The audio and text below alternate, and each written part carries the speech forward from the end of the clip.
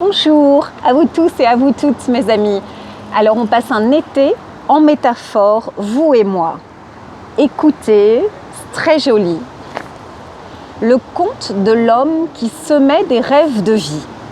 Il était une fois un homme qui exerçait un bien curieux métier.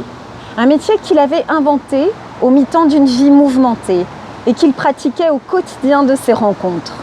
Un métier rare qui consistait à semer des rêves de vie chez les personnes qu'il croisait. Oh, ne croyez pas qu'il imposait quoi que ce soit. Non, pas du tout. Dans une rencontre, après quelques échanges, il déposait quelques mots, une phrase, une image ou une métaphore.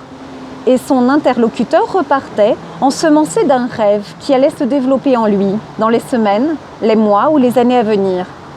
Car il y a des rêves qui ont besoin de temps pour mûrir, se développer, et un matin ou un soir éclore au grand jour de la vie d'un homme ou d'une femme.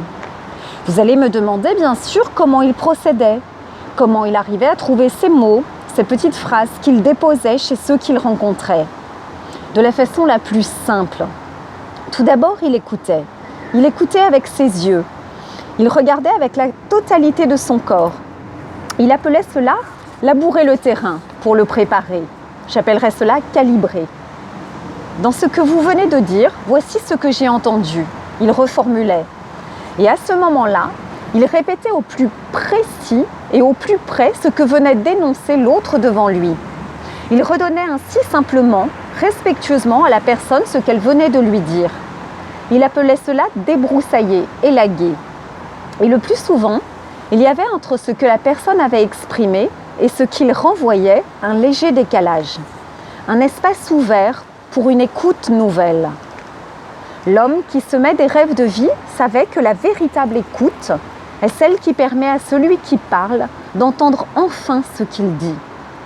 Cet homme-là faisait peu de demandes, posait peu de questions.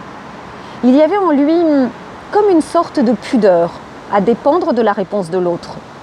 On sentait parfois en lui la trace, le souvenir de déception et même de blessures anciennes. Dans les premiers contacts, sa vulnérabilité étonnait et peut-être cela permettait-il aussi à ceux qu'il rencontrait d'oser se dire en confiance, dans un lâcher-prise libérateur. J'en sais plus d'un, et même plus d'une, chez lesquels il a semé l'envie d'exister plus fort, plus pleinement. J'en connais qui lui doivent quelques-unes de leurs plus belles naissances.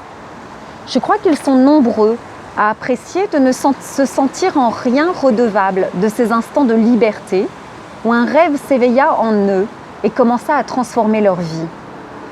Si vous-même êtes attentif, présent à l'imprévisible d'une rencontre, vous allez certainement croiser le chemin d'un semeur de rêves. Ils sont plus nombreux que vous ne l'imaginez. Et peut-être que vous qui m'écoutez, à l'instant, êtes-vous un semeur de rêves sans même le savoir.